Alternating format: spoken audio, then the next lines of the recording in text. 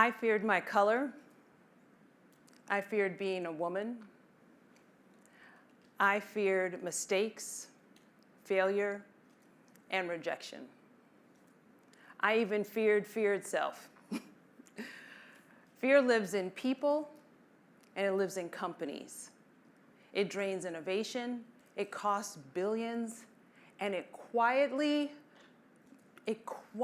breaks culture from the inside out. Growing up, I was taught that because I'm brown and female, I was going to have to work twice as hard, be twice as good, and never make mistakes. And maybe nobody said the never make mistakes part, but that's what I heard. Never make mistakes. Well, that pressure created a fear, the fear of failure.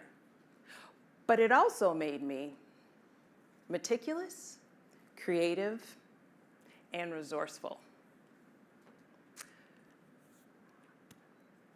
After college, my parents told me, if you want real success and wealth, start your own business. That's what they did. They were entrepreneurs. They moved our family from Oklahoma to Chicago in 1968 to build a better life. My dad had a master's degree, but still had to work 3 jobs just to keep food on the table.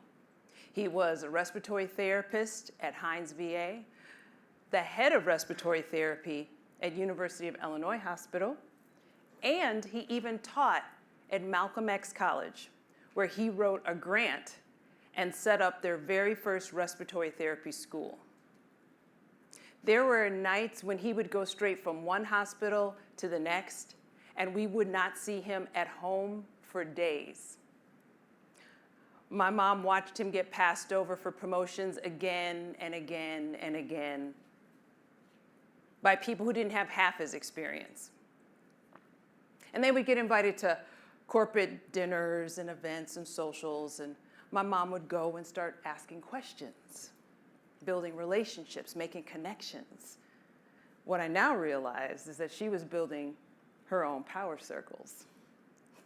My dad, one of my dad's students, he also got tired of getting overlooked, and he started his own business, a very successful business. And he told my mom, your husband could do this.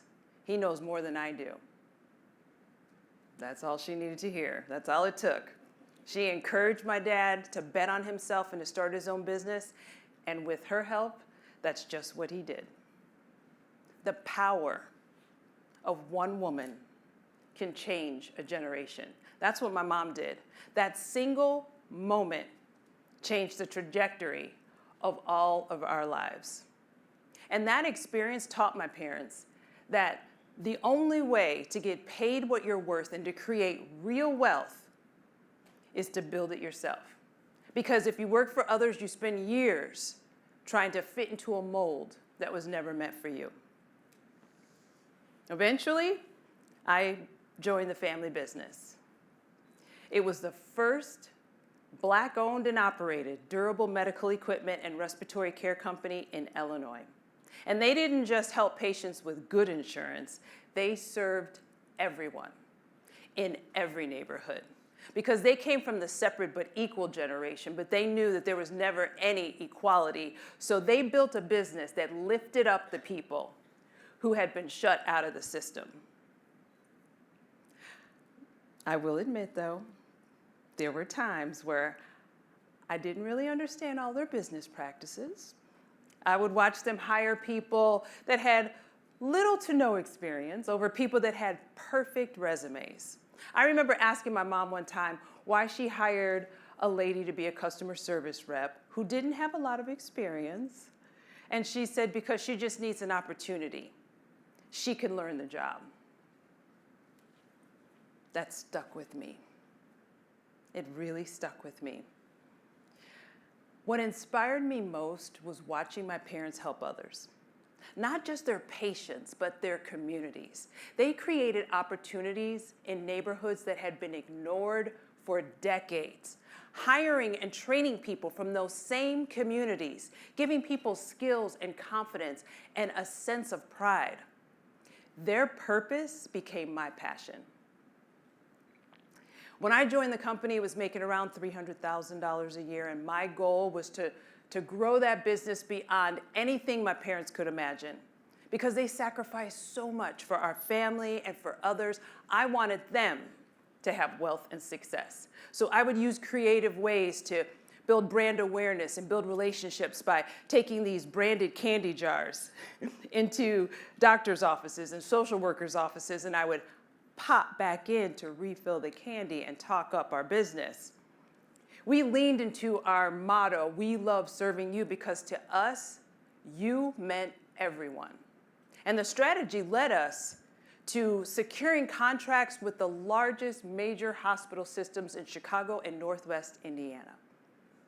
I mean, we grew revenue in a few short years over $1 million.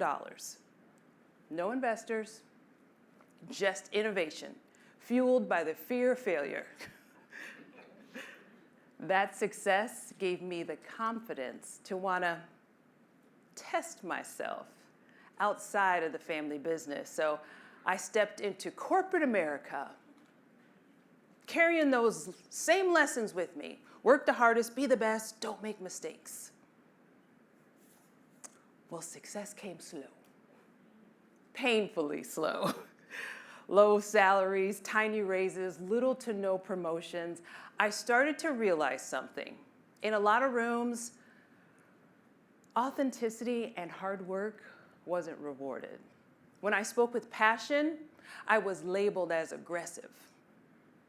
When I pushed for excellence, I was told I was too much. And that's when it hit me. Corporate America wasn't built for me. It rewards what's familiar, what's comfortable. And when who you are doesn't match what your company or your leaders are used to, you have cultural mismatch. There was a study published by the Journal of Business Research that supported my feelings, which was great because it meant I wasn't crazy. They found that 73% of professionals have left jobs because of cultural mismatch, while 90% of employers say they hire for cultural fit. And here's the irony. Companies fear difference. They fear change. They fear disruption. But what they really should fear is attrition. Gallup estimates that US businesses lose over $1 trillion a year because when great people walk out of the door, growth slows, innovation stalls, profits drop. Profits drop. I mean, that right there tells you everything. I realized that I needed to not let my fear and bias define my worth and step into my power. So I realized that I needed to start using my knowledge to create power circles. Power circles were small, trusted groups of peers, mentors, and sponsors that shared compensation information, negotiation strategies, and career support that help you advocate for fair pay. I did not let my fear define my worth. I stepped into my superpower by rebuilding my own career. So I remember a conversation that I once had with my mom. And it was when I was younger and I had moved off to LA to pursue acting. And I called her all the time, telling her about auditions that I had and roles that I didn't land. And I remember her asking me this question. She asked me, "Why don't you call Oprah and Tyler Perry and see if they could help you?"